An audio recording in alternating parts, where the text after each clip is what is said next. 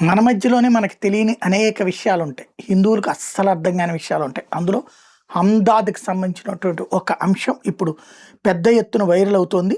ప్రఖ్యాత Unani pharmaceutical company అయినటువంటి హమ్‌దర్ద్ ఒక్క హిందూ యువకుడు కూడా అందులో ఉద్యోగం సంపాదించలేకపోతున్నాడు. ఎందుకంటే హిందువులు కావడం వల్లనే వాళ్ళకివ్వట్లేదు.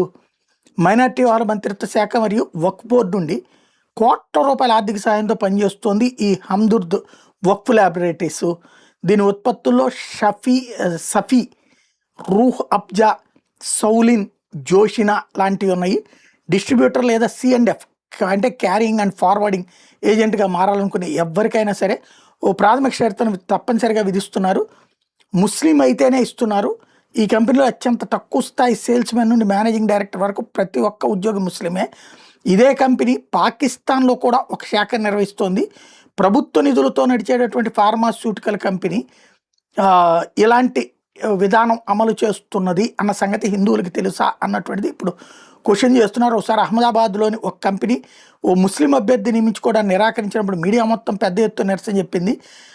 అదే సందర్భంలో హమ్‌దర్ద్ లాంటి కంపెనీలో ఒక్క ఉద్యోగి కూడా హిందువు లేకుండా అందరూ ముస్లింలే ఉన్నటువంటిప్పుడు రూప్ అఫ్జా, సింకరా మరియు సఫీ వంటి అనేక ఉత్పత్తులను తయారు చేస్తూ వాటి ప్రాథమిక వినియోగదారులు, కొనుగోలుదారులు అందరూ హిందువులు అయినప్పుడు భారతదేశంలోనే ఉన్నటువంటి సందర్భంలో ఎందుకు ఈ వివక్ష జరుగుతోందని ప్రశ్నిస్తున్నారు.